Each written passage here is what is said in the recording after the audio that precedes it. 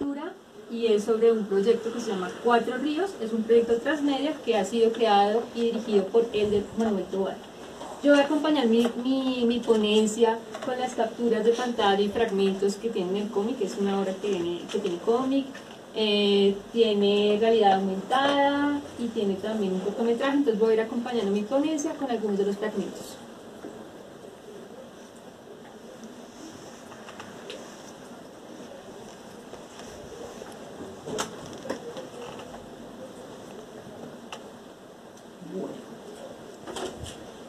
Para iniciar, podemos decir que la incursión de lo digital en las últimas décadas ha traído cambios vertiginosos en diferentes esferas, desde la cotidianidad hasta los modos de producción.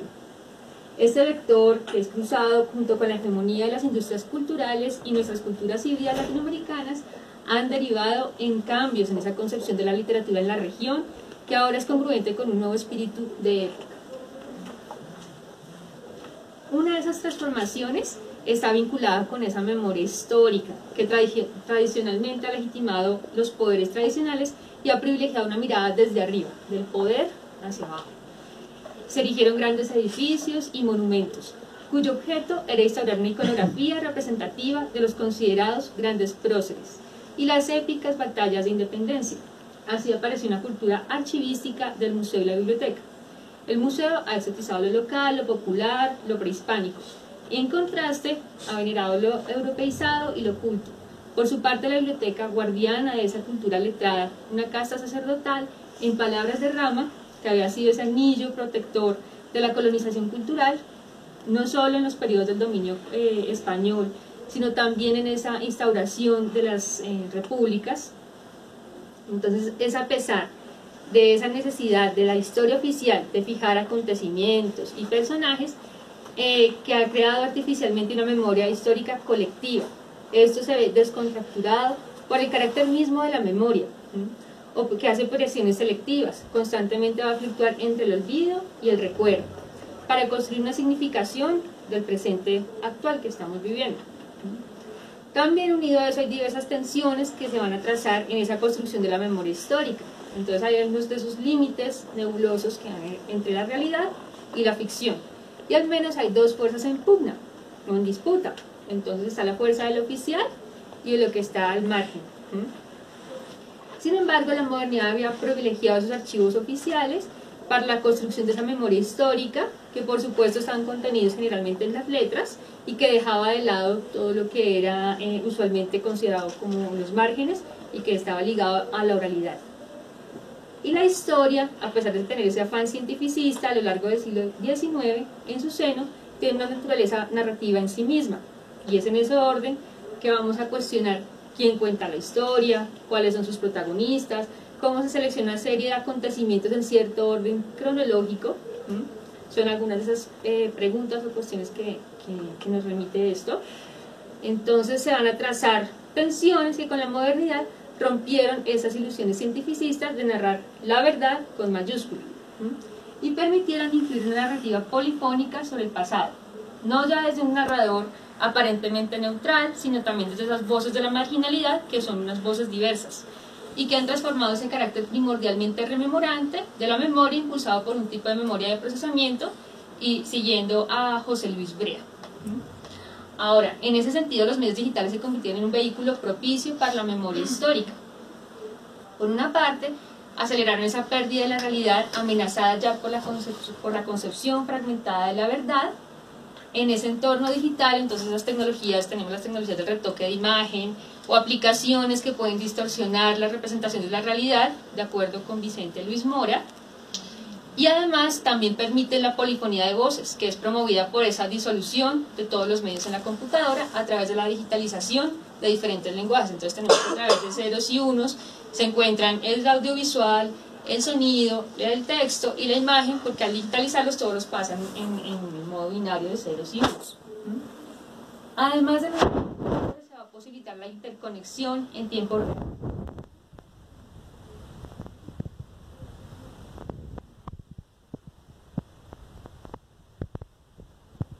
Entrando en el caso colombiano, nuestra identidad también dibuja tensiones entre la individualidad y la colectividad. centros y periferias, lo regional y lo nacional, reflejadas en diferentes escenarios que han sido detonadores de muchos de nuestros conflictos sociales, llevados a escaladas de violencia sistemática y organizada. Se ha denunciado la complicidad del Estado con los grupos ilegales por acción o inacción, lo que demuestra lazos entre el gobierno, intereses de terratenientes, el narcotráfico e incluso la conveniencia de las transnacionales, ocultos tras las cruentas masacres, desapariciones, despojo y desplazamiento de la población. Los recientes acuerdos entre el gobierno de Juan Manuel Santos y el grupo armado FARC detonaron una lucha por implantar una historia oficial sobre acontecimientos violentos que en los últimos 40 años han tenido como protagonistas las guerrillas de las FARC y el ELN, los grupos paramilitares como la SAUC, el Ejército, y cuyas víctimas han sido la población civil de las zonas más apartadas del país.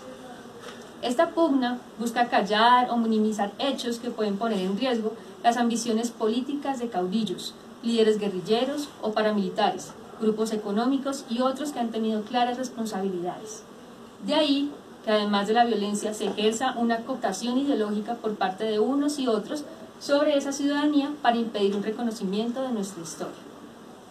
Sin embargo, en paralelo a ello, hay una búsqueda por descubrir qué pasó, quiénes fueron los responsables, cuáles fueron los móviles, quiénes y cuántas fueron sus víctimas, pero ya no desde el poder, sino desde los olvidados, la Colombia profunda que llamó Humberto de la Calle, quienes han sufrido directamente las consecuencias del conflicto. Lo anterior se traduce en una búsqueda de la identidad y una necesidad de racionalizar lo que no entendemos. Ya la novela histórica del siglo XVIII y XIX, de acuerdo a Guitry, había intentado responder esas denominadas pulsiones en el imaginario social, pero la pregunta nos remitirá a cuestionarnos hoy, con la incursión de la tecnología en la literatura, ¿puede jugar un papel definitivo en el cuestionamiento de la historia oficial la tecnología? En este contexto colombiano, ¿cuál es el papel de la cibercultura y de la ciberliteratura? Sus recursos, puntualmente los de la ciberliteratura, favorecen estas pulsiones del imaginario social. Ciberliteratura, entendida como todas las redefiniciones de los planteamientos de la narrativa literaria, derivada de la influencia de los nuevos medios y que obliga a repensar el ecosistema literario, reinventando el ejercicio, incorporando nuevos contenidos, nuevas problemáticas, nuevas formas expresivas, transformando esa función del lector que oscila entre un lector-espectador y un prosumidor. Y citando a Jaime Alejandro Rodríguez, abro comillas, la deshegemonización de las formas escriturales que comenzó con ese advenimiento y el crecimiento del cine y la televisión que se ha extendido gracias al poder de los nuevos dispositivos interactivos, cierro comillas. Entonces, para ilustrar un poco esas posibles respuestas a las preguntas sobre la ciberliteratura y la construcción de memoria en el caso colombiano, he revisado este proyecto, Cuatro Ríos, que es el proyecto transmedia que se está proyectando en la pantalla. Cuatro Ríos ha sido ganador del premio Crea Digital en la categoría Sorprende Digital y además el primer premio del Distrito Cinema Festival del 2012. En palabras de sus creadores, narra historias, hechos y sucesos alrededor del conflicto armado en Colombia desde un enfoque artístico, comunicativo, social y tecnológico. Y busca ofrecer diversas experiencias de inmersión y construcción junto a los usuarios y visitantes del proyecto por medio del uso de diversas herramientas, plataformas, medios y servicios. Es un proyecto transmedia que se expande a través de 5 componentes. Entonces tenemos el cómic interactivo, que era el que estaba pasando anteriormente, un flujo de memoria, un cortometraje, la exposición interactiva con realidad aumentada y un cómic impreso, que es una remediación del cómic interactivo. Este cómic interactivo, Cuatro Ríos, que se titula El Naya, se inspiró en esos hechos sucedidos en la masacre del Naya, cuando un grupo de paramilitares incursionó en las veredas entre el Cauca y el Valle del Cauca, matando a más de 100 personas. Esto de acuerdo con la versión del portal periodístico Rutas del Conflicto. Entre ellas, indígenas, afrodescendientes y campesinos, acusados de complicidad con la guerrilla. Muchos fueron torturados y descuartizados, lo cual dificultó las tareas de medicina legal en su identificación. Las personas sobrevivientes fueron desplazadas a Jamundí y a Santander de Quilichao. Esta zona fue territorio de disputa entre paramilitares y guerrilleros por el control de una de las rutas centrales del tráfico de drogas. El ejército ingresó en la zona varios días después de los hechos y medicina legal minimizó los mismos, puesto que con la desaparición de los cuerpos se contaron muchas víctimas que las reales. El cómic entonces va a reflejar lo que la voz oficial cayó, desde una visión desde abajo, una narrativa con perspectiva de novela intrahistórica que recrea el pasado desde una mirada ajena al poder y a los grandes acontecimientos políticos y militares, siguiendo a Luz Marina Rivas. El cómic le da una voz un rostro a las personas que murieron en la masacre, focalizando la narración desde una de las víctimas. A través de los ojos, el lector espectador hace un recorrido por los sucesos, la llegada de la Saucé, la atención de los habitantes que son juzgados de guerrilleros por los paramilitares y de paramilitares por los guerrilleros, las muertes, la tortura psicológica para conseguir la delación de supuestos simpatizantes de la guerrilla, las muertes de mujeres y niños, hacia un desenlace que hace un giro en la historia, introduce un elemento fantástico y reivindica esa resistencia de las víctimas. El personaje que ha conducido la historia muere, es tirado al río Naya. Cuando los paramilitares se disponen a navegar el río, una fuerza sobrenatural hunde las lanchas. Además de ese contexto centrado en el conflicto armado, el protagonista nos conduce a una reflexión sobre la mirada colonial con la que se siguen tratando los pueblos indígenas, haciendo una analogía entre la barbarie de los paramilitares y los colonizadores españoles. En los diálogos entre el protagonista y sus abuelos, el protagonista dice refiriéndose a los paramilitares: llegaron con hambre, revolvieron la casa, lo saquearon todo, dizque buscando unas armas. Más adelante, los abuelos replican sobre los colonizadores: sí, yo también los he visto.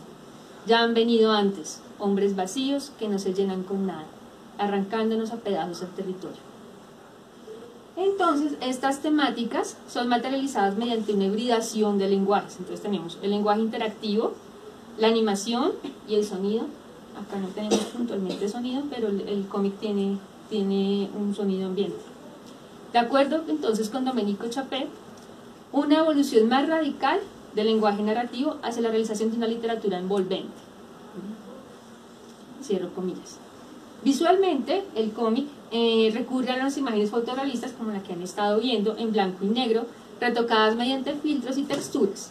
Los personajes son fotografiados y luego digitalizados y selecciona focos de atención a través de zonas de color.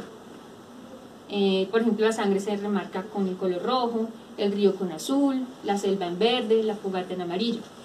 La interactividad usa volteadores de página para avanzar y retroceder la narración, permitiendo una manipulación de esa velocidad en la lectura. También hay una barra que va simulando el avance de la historia y permite también saltar entre las páginas del cómic. Y en la animación recurre a una técnica de animación limitada, o sea, pocos poses claves y poquitos intermedios. También va a utilizar un efecto de cámaras, con lo cual va a conducir la lectura de las imágenes y también de los globos de texto. Hay un efecto de escalas en la narración. Por ejemplo, vemos una viñeta y luego el plano que se abre mostrando toda la situación que compone la página en un contexto más general. Y como les decía, el sonido va ambientando esas atmósferas. El uso de esas viñetas va a promover una mayor fragmentación en la narración, utilizando ese recurso de la repetición. Vamos a ver una misma secuencia desde diferentes planos. También recurre a efectos de ritmo visual, colocando páginas en blanco luego de algunas de las muertes, lo cual genera más dramatismo. Además de estos recursos visuales, también podemos ver un juego intertextual en la narración, con lo que el autor llama el metaíndice, que es justo lo que estamos viendo en este momento. Este va a permitir acceder a contenidos documentales en la medida que el espectador, lector, va avanzando en la narración. Ese metaíndice está dividido en 12 nodos y tiene elementos intermediales como fotografía, video, recortes de periódico, hipertextos e infografías, con la característica particular que tiene una brevedad en los textos y una pertinencia en los recursos visuales. Es otra línea narrativa documental junto con el cómic que permite una lectura en conjunto que va a provocar el involucramiento emocional de los lectores espectadores gracias al juego entre la ficción y la realidad. Además del diseño de esta interfaz del metaíndice, tiene una estructura nodal, con lo cual permite vislumbrar esa complejidad del conflicto armado colombiano, que es multicausal, multiestructural, ejercido por diferentes actores, con motivaciones que van fluctuando a medida que cursan los acontecimientos. Otro de los componentes del transmedia es el flujo de memoria, que es lo que estamos viendo ahora. Es una interfase que se aloja en el dominio del proyecto y permite a esos lectores, espectadores, registrar apreciaciones sobre el proyecto. Entonces pues pueden alojar textos, dibujos, audios que aparecen luego como puntos que van navegando en la pantalla, a los que se puede acceder. Entonces va a aprovechar una de esas propiedades de los medios digitales, esa capacidad enciclopédica, que de acuerdo con Janet Murray se traduce en esa facultad del entorno digital de almacenar información y extender esa memoria humana, lo cual obviamente aumenta gracias al internet, como es en este caso. Entonces de esta manera va a generar una comunidad alrededor del proyecto que, aunque cuenta con sus redes sociales, esta interfase visualiza las impresiones de los seguidores y es efectiva en tanto exista ese dominio y donde quedan registradas las opiniones sin jerarquías cronológicas. A su vez es una metáfora de la fragmentación de la memoria como cápsulas que van navegando en el espacio virtual de una mente ya sea individual o colectiva, pero que solo van cobrando como un sentido a través de la narración. También promueve poder interactuar con los creadores de esta narrativa transmedia, porque promueve esos espacios de diálogo entre los creadores y los consumidores o los lectores de esta narrativa.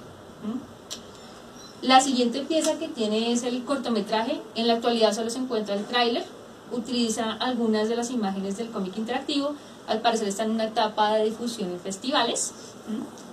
Esta pieza que estamos viendo es la exposición interactiva con realidad aumentada, que de acuerdo con esos realizadores está compuesta de maquetas que van a reflejar detalles geográficos de las zonas donde se desarrolló la masacre del Naya, y que gracias a esas aplicaciones de realidad aumentada incluyen archivos de audio y las perspectivas de los que pueden tener los usuarios de la plataforma.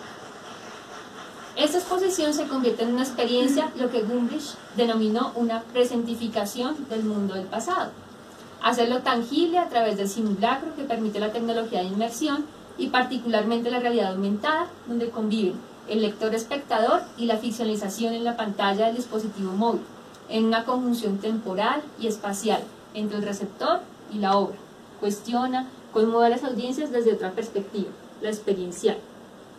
Y la última pieza es el cómic impreso, que como les decía al inicio es una remediación del cómic interactivo junto con la aplicación de la realidad aumentada. Actualmente el proyecto sigue vigente a través de sus redes sociales y su objeto es visibilizar la continuación de la violencia en otras zonas del país. En conclusión, este es un claro ejemplo de la utilización de lo digital para reconstruir eventos traumáticos olvidados por la historia oficial, transmitidos en los medios por un bombardeo constante de noticias que anestesian a los habitantes de las ciudades lejanos a esas realidades. Los medios gobernados también por los intereses del poder invisibilizan a las víctimas, las convierten en individuos anónimos que hacen parte de cifras vacías, le han exacerbado protagonismo a los victimarios, quienes al final tienen una mayor recordación en la memoria colectiva.